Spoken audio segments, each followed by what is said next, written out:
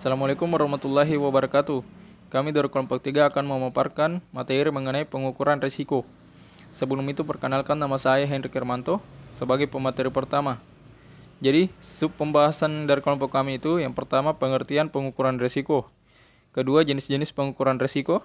Ketiga, prinsip-prinsip pengukuran risiko. Keempat, dimensi pengukuran risiko. Kelima, metode pengukuran risiko. Jadi yang pertama itu pengertian pengukuran risiko.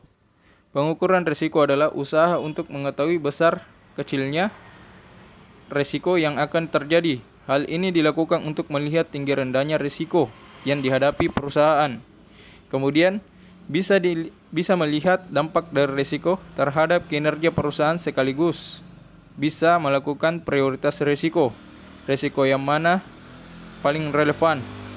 Menurut Rustam tahun 2017, pengukuran risiko adalah evaluasi secara berkala yang harus dilakukan perusahaan terhadap kesesuaian asumsi, sumber data dan prosedur yang digunakan untuk mengukur risiko dan penyempurnaan terhadap sistem pengukuran risiko dalam hal terdapat perubahan kegiatan usaha, produk, transaksi, dan faktor risiko yang bersifat material.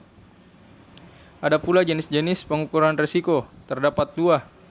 Yang pertama, pengukuran kegawatan kerugian, dan kedua, pengukuran frekuensi kerugian.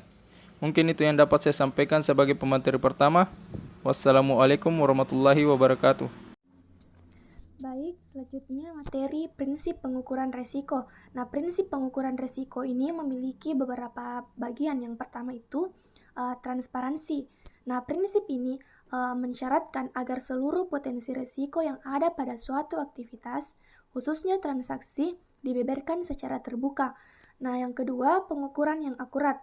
Nah, prinsip ini mewakili sains dari konsep manajemen risiko dan mensyaratkan investasi berkesinambungan untuk berbagai teknik dan alat yang akan digunakan sebagai syarat dari proses manajemen risiko yang kuat. Yang ketiga, informasi yang berkualitas yang tepat waktu. Yang keempat, diversifikasi. Nah, sistem manajemen risiko yang baik menempatkan konsep diversifikasi sebagai sesuatu yang penting untuk dicermati. Yang kelima, independensi. Berdasarkan prinsip independensi, suatu kelompok manajemen risiko yang independen makin dianggap sebagai suatu keharusan. Selanjutnya, pola keputusan yang disiplin. Porsi sains dalam konsep manajemen risiko telah memberikan banyak kontribusi bagi kemampuan manajemen risiko dalam melakukan pengukuran risiko.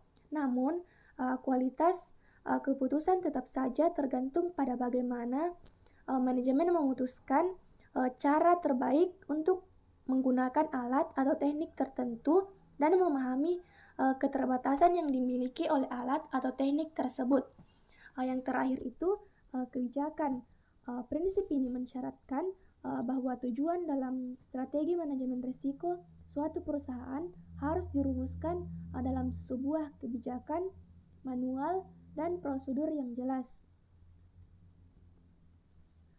Selanjutnya, dimensi pengukuran risiko. Nah, setelah berbagai tipe kerugian potensial berhasil diidentifikasi, maka untuk keperluan penentuan cara penanggulangannya, maka eksposur tersebut harus diukur, di mana pengukuran tersebut mempunyai dua manfaat, yaitu pertama untuk menentukan kepentingan relatif dari suatu resiko yang dihadapi, yang kedua untuk mendapatkan informasi yang sangat diperlukan oleh manajer risiko dalam upaya menentukan cara dan kombinasi cara-cara yang paling dapat diterima atau paling baik dalam penggunaan sarana penanggulangan risiko.